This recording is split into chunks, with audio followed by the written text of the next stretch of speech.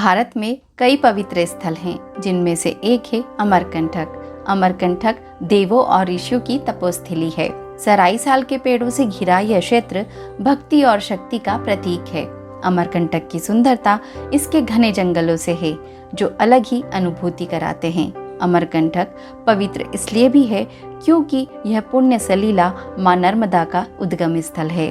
स्वाभाविक है कि जन्म स्थान पर बचपन बीतता है तो उसकी यादें भी होती हैं। यहाँ मां नर्मदा के बाल स्वरूप के दर्शन होते हैं। मां रेवा के कुंड से 1 किलोमीटर दूर है माई की बगिया। नाम से ही स्पष्ट होता है कि यह मां का बगीचा है, यानी बच्चों के खेलने की जगह।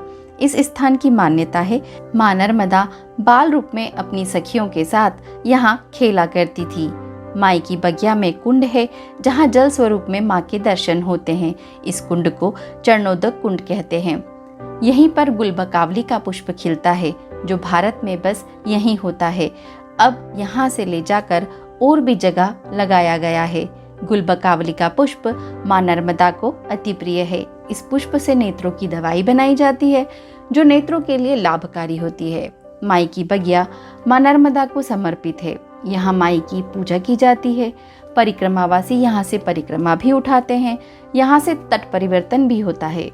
माई की बगिया जंगल में बसा वह स्थान है जो प्रकृति प्रेमी को स्वर्ग की तरह लगता है।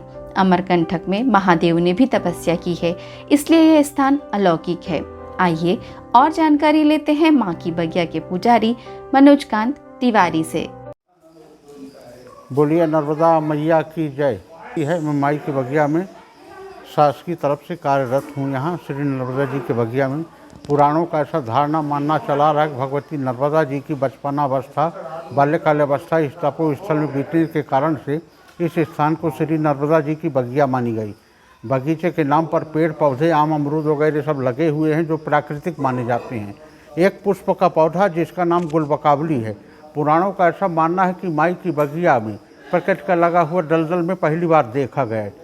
इससे और जगह प्रचलित हुआ है जो पुष्प वो यहीं से लगाया हुआ है। इसमें जो पुष्प निकलते हैं नर्मदा जी के सर्वप्रिय माने जाते हैं। इसी फूल से आयुर्वेदिकों द्वारा परीक्षण करने से आँख वगैरह की दवा बनाई गई। दवा सही होने पर आँख के लिए लाभप्रद माना जाता है। माँ नर्मदा जी का ये सामने चरणोदक कुंड है। यह कुंड से मैया की बल स्वरूप धारा प्रवाहित होती है। आगे जाके ये धारा समाप्त हो जाती है। पुराणों का ऐसा धारणा मानना है कि यह धारा यही कुंड में अदृश्य हो जाती है। माई की बगिया से ये पूर्व दिशा में है माई की बगिया। यहीं से परिक्रमावासी तट परिवर्तन करते हैं। तट परिवर्तन करके मैया की यहाँ बृहद रूप पूजन करते हैं।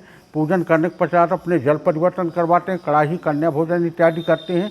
इसके पश्चात कोई सोन मुड़ा होकर अपना मार्ग प्रशस्त करते हैं। इसी कारण से इस स्थान को श्री नर्मदा जी की बगिया मानी जाती है। यह स्थान बहुत प्राचीन समय से है। मैं तो जान नहीं सकता, मैं तो 20-25 वर्ष से यहाँ हूँ।